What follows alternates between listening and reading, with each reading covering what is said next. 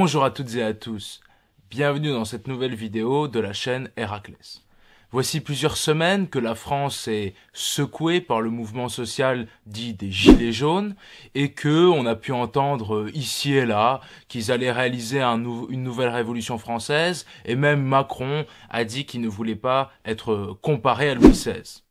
Ce faisant, pour analyser ce mouvement des Gilets jaunes, on a eu pléthore de sociologues, de géographes, de politologues, voire même d'historiens, qui se sont penchés sur ce mouvement pour essayer de le remettre dans une perspective plus large. Alors aujourd'hui, je vais essayer de le remettre dans une perspective historique, afin de découvrir si le mouvement des Gilets jaunes fait écho à d'autres mouvements que nous avons pu voir dans l'histoire, et également voir les différences qui existent entre le mouvement des Gilets jaunes et la Révolution française, car après tout dans l'histoire de France, il n'y a pas eu que 1789, et on va s'apercevoir ensemble que le mouvement des Gilets jaunes finalement s'apparente à d'autres révoltes qui ont lieu dans l'histoire de France, et pas forcément uniquement à la Révolution française. Donc je vous propose qu'on analyse tout ça, après ça.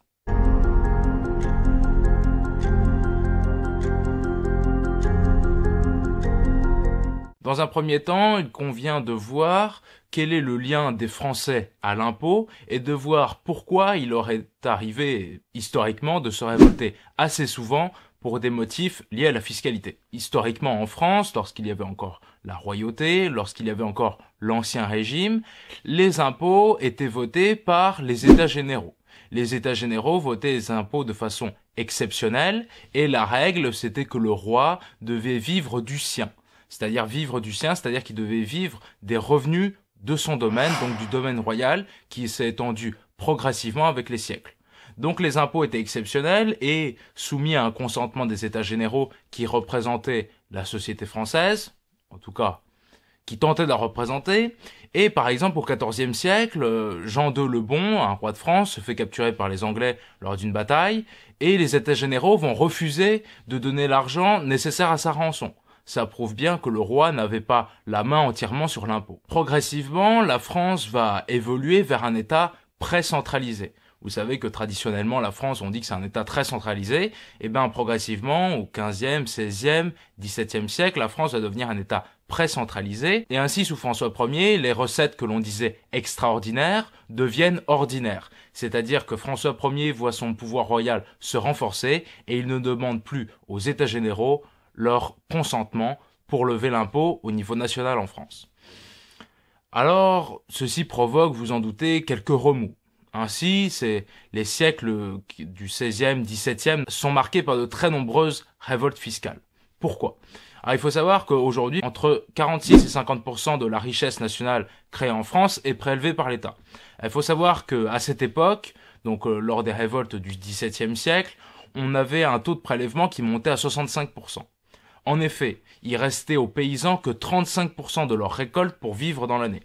Parce qu'il faut savoir que non seulement ils devaient payer la dîme à l'église, ils devaient payer les impôts du seigneur local, ils devaient mettre des grains de côté pour l'année prochaine, et ils devaient en plus donner un impôt au roi. On atteignait ainsi 65% de privation de richesse, ce qui a engendré de nombreuses révoltes, notamment les révoltes dites des croquants. Alors pourquoi est-ce qu'en France, on a autant de révoltes d'un coup, comme vous allez le voir, au XVIe, XVIIe siècle? Alors non seulement parce qu'il y a ces impôts royaux qui sont imposés donc par la monarchie royale, ce qui n'est pas le cas dans d'autres régions d'Europe. Et également, il y a une certaine culture de la violence qui est répandue dans les milieux ruraux. Certains historiens en ont fait part d'ailleurs. Et donc, quand on n'est pas satisfait, on n'hésite pas à prendre les armes, entre guillemets. Également, le pouvoir central va faire preuve d'une certaine violence pour réprimer ces révoltes. Ainsi, en 1548, les paysans de l'ouest de la France se soulèvent car ils ne veulent pas payer la gabelle dont ils étaient dispensés auparavant. La gabelle, c'est l'impôt sur le sel. Alors Henri II va envoyer l'armée donc en 1548, la révolte va être réprimée dans le sang, mais finalement l'impôt va être annulé. Alors ainsi, il y a de nombreuses révoltes qui éclatent, surtout en milieu rural, contre ces impôts centralisés. Il y en a par exemple dans le sud-ouest ou encore en Normandie. On a vraiment des foyers de révolte qui se rallument très souvent. Alors, les révoltes du XVIe siècle ne sont rien à côté des révoltes du XVIIe siècle. Au XVIIe siècle, les impôts vont augmenter. En effet, Louis XIII, Louis XIV vont lancer des politiques quand même assez expansionnistes qui vont coûter très cher la France et notamment il faut entretenir l'armée. Et l'armée française coûte déjà très cher.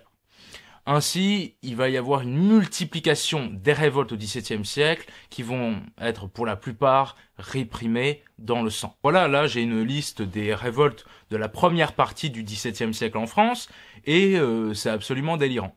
Alors, en 1624, on a la révolte des croquants du Quercy qui se révolte contre la gabelle et suite à une prolétarisation de la région dû à des pillages réalisés par des bandes armées. En 1630, on a l'émeute des Lanterues de Dijon et une révolte à Aix. Tout ça, pourquoi ils se révoltent? À cause d'une taxe sur le vin de Bourgogne et d'une modification du régime administratif de la région d'Aix. En 1637, on a également d'autres émeutes suite au triplement des impôts consécutifs aux guerres. En 1639 et jusqu'en 1641, on a la révolte dite des va-nu-pieds. C'est une révolte contre le quart-bouillon, autrement dit, c'était une nouvelle taxe sur le sel. En 1640, on a des troubles à Bordeaux et à Moulins, à nouveau pour des raisons fiscales. En 1643, on a une révolte paysanne dans le Rouergue, c'est une révolte contre le paiement de la taille, un autre impôt. En 1645, on a un soulèvement populaire en Dauphiné-Languedoc et en Provence, à nouveau pour des raisons de surcharge fiscale. À chaque fois, la réponse de l'État est une réponse assez sanguinaire. On envoie l'armée et on zigouille les paysans. Et attendez, on a même la révolte des Lustucrus. Oui, on a une révolte qui s'appelle la révolte des Lustucrus. Donc je vous invite à vous renseigner là-dessus, c'est assez marrant. Parce que je pense que vous connaissez la marque Lustucrus qui fait des pâtes fraîches en France. C'est quand même à noter. Au XVIIIe siècle, on a la révolution agricole. Qu'est-ce qui se passe ? Eh ben, il y a des propriétés agricoles qui sont de plus en plus grandes, donc les anciens petits laboureurs sont mis, entre guillemets, au chômage, ou en tout cas sont prolétarisés, et il y a également une libéralisation du commerce des grains dans le Royaume de France. Vous savez, avant, quand vous voulez faire du commerce entre les différentes zones du Royaume de France, il fallait payer des multiples taxes locales. Eh ben, au XVIIIe siècle, on va se dire, on va libéraliser le commerce des grains. Et alors, qu'est-ce que ça va aboutir à quoi? Ça va aboutir notamment à une hausse significative du prix de la farine. Ainsi, en 1775, on va avoir la guerre de la farine. Et là, on va avoir des anciens petits propriétaires terriens qui vont aller piller des réserves de grains faites par des grands propriétaires afin de faire baisser les prix et surtout parce qu'ils n'arrivaient plus à se nourrir. Progressivement, les idées du mouvement physiocrate, un mouvement économique pré-libéral, vont s'imposer. Ces idées, elles disent notamment qu'il faut taxer la richesse, qu'il faut taxer la terre. Car, vous voyez, on a de plus en plus de grands propriétaires terriens. Néanmoins, cette idée de taxer la richesse ne va pas pouvoir s'imposer en France durant l'Ancien Régime. Cette réforme était impossible en réalité, et c'est une des raisons pour lesquelles il va y avoir 1789 notamment, car vous le savez peut-être, mais les nobles et le clergé ne payaient pas d'impôts.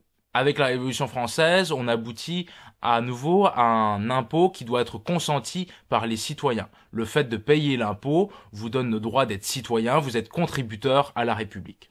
Ensuite, au XIXe siècle, le budget de l'État va représenter environ 10% du PIB, donc environ 4 ou 5 fois moins qu'aujourd'hui. Et progressivement, les idées socialistes vont faire leur chemin. Ces idées, elles disent notamment qu'il faut établir un lien entre l'impôt et la redistribution. Donc l'impôt doit servir à redistribuer de la richesse et à lutter contre les inégalités sociales.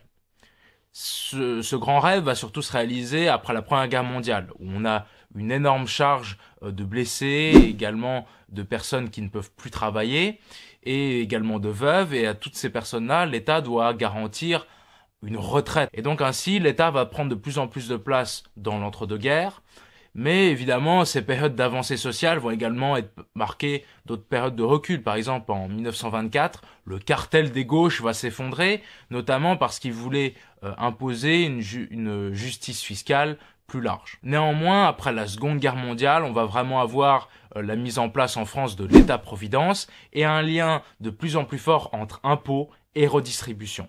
Ainsi, l'impôt ne sert plus uniquement aux dépenses discrétionnaires de l'État, à la mise en place de l'armée ou tout ça, mais l'impôt sert à financer le bien-être public et également à atténuer l'injustice sociale liée aux inégalités de revenus. Et donc, progressivement, les Français vont se révolter de moins en moins contre l'impôt. Et également, on va avoir progressivement la mise en place de l'impôt sur le revenu dans la première moitié du XXe siècle. Cet impôt sur le revenu est notamment demandé par des penseurs comme Adam Smith, qui au XVIIIe siècle avait déjà mis en avant que certaines richesses devaient être imposées. Et également, il faut savoir que même dans les mouvements libéraux, il y a des penseurs qui disent que certains profits sont excessifs et qu'il convient de les taxer et de les redistribuer. La question auquel j'ai promis qu'on répondrait également, c'est de voir est-ce qu'il y a des similarités entre 1789 et 2019. En 1792, lors des émeutes, les émeutiers étaient en général des hommes âgés de plus de 40 ans et pères de famille. Aujourd'hui, on voit qu'avec le mouvement des Gilets jaunes, les manifestants sont en moyenne âgés de 45 ans et il y a parmi eux une forte proportion de chômeurs et d'employés. Alors ceci laisse sûrement supposer qu'il y a une grande majorité de pères et mères de famille dans ce mouvement. Et donc on peut observer que sur le critère de l'âge, on a une certaine similarité avec les mouvements révolutionnaires de 1789, 1792. Néanmoins, ce critère n'est pas suffisant pour dire, voilà, on est à l'aube d'une nouvelle révolution française. Il existe une différence fondamentale entre l'émeute et la révolution. La révolution, c'est une émeute qui a en elle le personnel politique qui est capable de mettre en œuvre le programme de la révolution. Autrement dit, la différence entre une émeute et une révolution, c'est que dans une révolution, il y a parmi les gens révoltés des gens capables d'exercer le pouvoir. Par exemple, la révolution de 1789, au début, est une révolution bourgeoise. Et quand, à la chute de la monarchie constitutionnelle, des personnages comme Robespierre ou Saint-Just vont prendre le pouvoir, ce sont des gens qui sont intellectuellement brillants et qui ont surtout brillé par leurs activités durant l'avant-révolution. Robespierre était un avocat très réputé. Également, il va faire de très bonnes écoles à Paris, de même que Saint-Just, qui était un bon élève, contrairement à ce qu'on pourrait penser. Ainsi, Maximilien Robespierre, alors qu'il était ado, avait dû faire une récitation devant le roi qui venait visiter son école. Donc ça donne une idée que déjà, dans son école, il était quelqu'un de très valorisé intellectuellement. Et ce qui les caractérise tous, c'est qu'ils n'ont pas pu accéder au pouvoir lors de la période pré-révolutionnaire, mais qu'ils en avaient les capacités, cognitives et intellectuelles de l'exercer. C'est quand même quelqu'un qui avait des idées qui intellectuellement étaient supérieures, largement supérieures à la moyenne. Est-ce qu'on peut dire que dans le mouvement des Gilets jaunes aujourd'hui, on a une production de personnel politique capable de mettre en œuvre les réformes demandées? Pour l'instant, ce n'est pas l'impression que l'on a. On a l'impression surtout que ça se limite au cadre de l'émeute, quand on y réfléchit bien, ou alors à la révolte fiscale, ou bien aux révoltes comme on a pu en avoir au 19e siècle, entre 1820 et 1850. À chaque fois, il n'y a pas dans les révoltés ces gens qui sont capables d'exercer le pouvoir. Alors, ça ne veut pas dire qu'il n'y aura jamais de changement. Ça veut simplement dire qu'aujourd'hui, d'après les leaders qui ressortent du mouvement des Gilets jaunes, il n'y a pas de corrélation avec les leaders qui ont pu sortir lors de la Révolution française et qui ont su s'imposer sur l'échiquier politique. Aujourd'hui, on peut voir encore très largement que ceux qui ont le pouvoir politique, ce sont les élus, et même s'ils sont discrédités, on voit bien qu'à chaque fois, les leaders des Gilets jaunes sont dans la démarche de les mettre en porte-à-faux, et ils ne contestent pas vraiment l'autorité qu'ils représentent, mais simplement leur légitimité, ce qui n'est pas exactement la même chose. Et vous voyez, je veux dire, l'autorité, c'est non seulement être légitime pour l'exercer, mais c'est être aussi capable de l'exercer. Et il n'y a pas vraiment aujourd'hui de revendications assez larges au sein du mouvement des Gilets jaunes à exercer le pouvoir. À combien il est Il est le faux SMIC, de madame? dire qu'on ne fait rien pour les Non, mais personnes à qui gagnent. combien- Attendez, écoutez, Idriss. Combien s'élève le SMIC aujourd'hui, madame la députée? Il est Combien? à combien le SMIC? Alors, je vais vous dire, vous me faites une colle. En effet, je ne connais pas. Mais vous vous rendez compte? Mais non, monsieur. Et après, vous je dites sais que vous qu'il êtes est difficile. représentatif Mais du Mais peuple. je madame, sais qu'il est D'ailleurs, il y a eu, pour illustrer ce point, il y a eu une liste Gilets jaunes, je crois, aux européennes, et on voit que les leaders de cette liste sont très largement discrédités auprès du mouvement des Gilets jaunes, qui disent, ouais, les politiciens tous pourris. Et donc vous devenez comme eux. Et il n'y a pas cette idée qu'on doit prendre le pouvoir pour l'exercer différemment. Vous voyez? Et ça, c'est une nuance fondamentale. Autre chose qu'il faut noter, c'est un paradoxe français. C'est-à-dire qu'en France, et d'ailleurs ce concept ne vient pas de moi, on est attaché à l'État, mais on résiste à l'impôt. Or, l'un des grands outils de l'État pour exister, c'est quand même l'impôt. Donc c'est quand même un paradoxe. Et je pense qu'au-delà de ça, c'est surtout la légitimité de l'impôt qui pose question. Et d'ailleurs, j'ai vu récemment que l'imposition qui avait le plus progressé en France durant l'année 2018, c'était celui des classes moyennes supérieures et non pas des classes supérieures. Et je pense qu'une des grandes revendications des Gilets jaunes, comme ça a pu l'être par exemple au XVIIIe siècle, c'est d'imposer ces gens qui possèdent vraiment, c'est-à-dire les 1%. Et cela échappe encore très largement à l'impôt. Une grande partie des critiques récentes faites à l'impôt ne viennent pas des révoltes, des antiques révoltes fiscales, si je puis dire. Elles sont très largement d'origine néolibérale. Ainsi, dans les années 80, on voit l'émergence de mouvements anti-imposition, notamment dans les pays anglo-saxons. Aux États-Unis, on voit la naissance, début des années 2000, du Tea Party, qui dit que l'impôt versé à l'État fédéral vole les citoyens.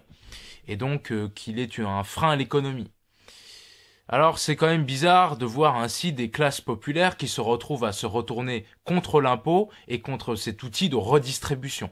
Donc il y a une part de lavage de cerveau là-dedans, de dire que l'impôt détruit l'activité économique ou écrase les classes populaires. Ça ne correspond pas à une réalité économique. Évidemment qu'il y a des gros problèmes dans le fonctionnement fiscal de la France. Par exemple, le Code général des impôts est absolument illisible. Je ne sais pas si vous avez déjà l'occasion de le voir, mais c'est une honte. Je veux dire, on ne comprend même pas les impôts dont il est question dans de nombreux articles.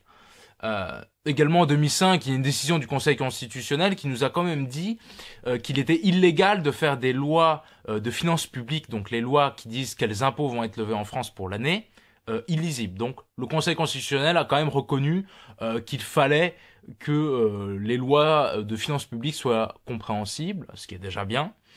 Mais enfin bon, aujourd'hui, une grande partie de la révolte fiscale vient aussi du fait que si les impôts augmentaient sur les 10% les plus riches, les 1% les plus riches sont en réalité les plus épargnés. Et le nouvel impôt sur la fortune immobilière qui remplace l'ISF ne taxe justement que la fortune immobilière. Or vous savez que plus on fait partie des plus riches, moins on a d'immobilier dans son patrimoine. Donc ça revient à nouveau à ne pas taxer les 1% les plus riches, mais à taxer les environ 10% les plus riches de la population. Vous avez compris, donc voilà. On a les 1% les plus riches qui sont épargnés et les 10% suivants sont les plus imposés en réalité. La gestion des comptes publics est, je pense, assez mauvaise, hein, c'est quand même le moins qu'on puisse dire depuis une trentaine d'années. Or, ce qu'on peut voir, c'est que depuis que des mesures néolibérales ont été introduites dans la gestion des comptes publics, à savoir depuis fin des années 70, les années 80, eh ben la dette publique n'a fait qu'augmenter. Et cette dette publique, c'est aujourd'hui nous qui la remboursons. Et donc, ça pose des questions sur l'utilisation de l'impôt. Parce que là, on a quand même des dizaines de milliards qui chaque année ne servent pas au développement ou à la redistribution des revenus en France, mais bien à payer de la dette. Donc ça, c'est un autre point de question qu'il faudra aborder dans une vidéo plus économique, je pense. Merci d'avoir visionné cette vidéo, j'espère que vous avez appris quelque chose. N'oubliez pas d'activer la cloche quand vous vous abonnez. Évidemment, si vous êtes abonné, activez la cloche. Recevez avant tout le monde mes dernières vidéos, quand même. Et moi, je vais vous dire à la prochaine. Ciao!